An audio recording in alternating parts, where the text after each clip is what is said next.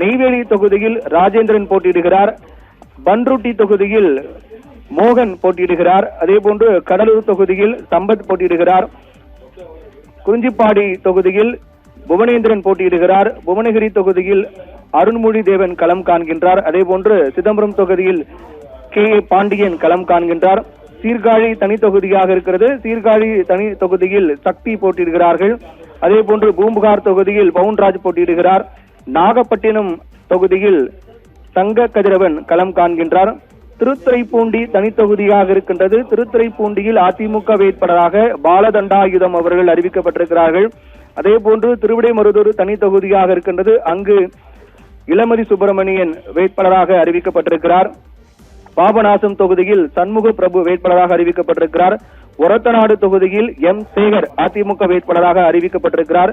பட்டுக்கோட்டை தொகுதியில் C V Sekar வேட்பாளராக அறிவிக்கப்பட்டிருக்கிறார். பேராவூரணி தொகுதியில் கோவி இளங்கோ வேட்பாளராக அறிவிக்கப்பட்டிருக்கிறார். அதே போன்று திருமயம் தொகுதியில் வைரமுத்து கே வைரமுத்து வேட்பாளராக அறிவிக்கப்பட்டிருக்கிறார். சிவகங்கை தொகுதியில் அதிமுக வேட்பாளராக செந்தில்நாதன் அறிவிக்கப்பட்டிருக்கிறார்.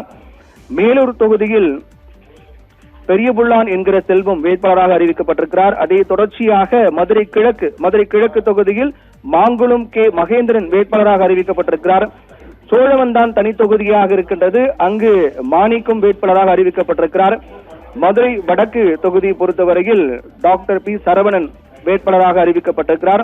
அதன் தொடர்ச்சியாக உசிலம்பட்டி தொகுதியில் மகேந்திரன் வேட்பாளராக அறிவிக்கப்பட்டிருக்கிறார். ஆண்டிப்பட்டி தொகுதியில் அதிமுக சார்பாக லோகிராஜன் போட்டியிடுகின்றார். போடிநாயக்கனூர் தொகுதியில் நாராயணசாமி போட்டியிடுகிறார். கம்பம் தொகுதியில் ஜக்கையன். ஸ்ரீவில்லிபுத்தூர் தனி தொகுதியாக இருக்கின்றது. அங்கு சந்திரபிரியா போட்டியிடுகிறார்கள். விருதுநகர் தொகுதியில் கணேசன் போட்டியிடுகிறார். அருப்புக்கோட்டை தொகுதியில் சேதுபதி போட்டியிடுகிறார். அதே போன்று பரமக்குடி தனி தொகுதியாக இருக்கின்றது. அங்கு முத்தையா போட்டியிடுகிறார். திருவாரணை தொகுதியில் அங்கு கீர்த்திகா முனியசாமி போட்டியிடுகிறார்கள். அதே போன்று முதுகளத்து தொகுதியில் அதிமுக வேட்பாளராக எஸ் பாண்டி போட்டியிடுகின்றார். விளாத்திக்குளம் தொகுதியில் அதிமுக வேட்பாளராக சத்யா போட்டியிடுகிறார்கள். தூத்துக்குடி தொகுதியில் அதிமுக வேட்பாளராக செல்லப்பாண்டியன் களம் காண்கின்றார். ஸ்ரீவைகுண்டம் தொகுதியில் சண்முகநாதன் போட்டியிடுகின்றார். சங்கரன் கோவில் தனி தொகுதியாக இருக்கின்றது. சங்கரன் கோவில் தனி தொகுதியில் டாக்டர் திலீபன் ஜெயசங்கர் போட்டியிடுகிறார். கடையநல்லூர் தொகுதியை பொறுத்தவரை அதிமுக வேட்பாளராக கிருஷ்ணமுரளி அறிவிக்கப்பட்டிருக்கிறார். தென்காசி தொகுதியில் அதிமுக வேட்பாளராக செல்வமோகன்தாஸ் பாண்டியன் அறிவிக்கப்பட்டிருக்கிறார். ஆலங்குளம் தொகுதியில் அதிமுக வேட்பாளராக KRB பிரபாகரன் அறிவிக்கப்பட்டிருக்கிறார். திருநெல்வேலி தொகுதியில் அதிமுக வேட்பாளராக கணேசராஜா அறிவிக்கப்பட்டிருக்கிறார். அம்பாசமுத்திரம் தொகுதியில் அதிமுக வேட்பாளராக இசக்கி சுப்பையா என்கிற சுப்பையா அறிவிக்கப்பட்டிருக்கிறார். அதன் தொடர்ச்சியாக பாளையங்கோட்டை தொகுதியில் அதிமுக வேட்பாளராக சையது சுல்தான் சம்சுதீன் அறிவிக்கப்பட்டிருக்கிறார்.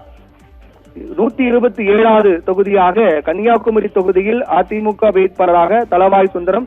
கன்னியாகுமரி மாவட்டத்தில் ஒரே ஒரு தொகுதியில் மட்டுமே அதிமுக களம் காணும் நிலையில் கன்னியாகுமரி தொகுதியில் அதிமுக வேட்பாளராக தளவாய் சுந்தரம் போட்டியிடுகிறார். இப்படியாக 127 வேட்பாளர்கள் தொகுதிகள் மற்றும் அங்கு போட்டியிடக்கூடிய வேட்பாளர்கள் கொண்ட பட்டியலை எடப்பாடி பழனிசாமி அறிவித்திருக்கிறார். ஏற்கனவே 23 தொகுதிகளுக்கான வேட்பாளர் முதற்கட்ட பட்டியல் வெளியானது. அதில் எடப்பாடி பழனிசாமி மீண்டும் எடப்பாடி தொகுதியில் போட்டியிடுகிறார். அதே போன்று வேப்பனஹள்ளி தொகுதியில் அதிமுகவுடைய துணை பொதுச் செயலர் KP முனுசாமி களம் காண்கிறார். கோவை தொண்டாமுத்தூரில் SP வேலுமணியும், சென்னை ராயபுரம் தொகுதியில் ஜெயக்குமார் போட்டியிடுகிறார். மதுரை மேற்கு தொகுதியில் செல்லூர் ராஜு, மயிலம் தொகுதியில் CV சண்முகம், பாலக்கோடு தொகுதியில் KP அன்பழகன், நன்னிலம் தொகுதியில் காமராஜ், குமாரபாளையம் தொகுதியில் தங்கமணி போட்டியிடுவதாக அறிவிக்கப்பட்டது. அதேபோன்று வேதாரண்யம் தொகுதியில் OS மணியன், விராலிமலை தொகுதியில் விஜயபாஸ்கர், திண்டுக்கல் தொகுதியில் திண்டுக்கல் சீனிவாசன், கோவில்பட்டி தொகுதியில் கடம்பராஜு, திருமங்கலம் தொகுதியில் RB உதயகுமார், சிவகாசி தொகுதியில் ராஜேந்திர பாலாஜி போட்டியிடுவதாக அறிவிக்கப்பட்டது. அதன் தொடர்ச்சியாக மதுரவாயல் தொகுதியில் பெஞ்சமின்,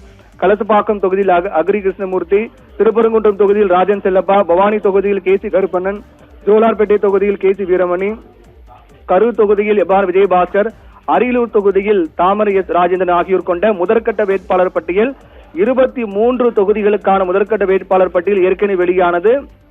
அதில் 21 முன்னாள் அமைச்சர்கள் மீண்டும் போட்டியிடுகிறார்கள்.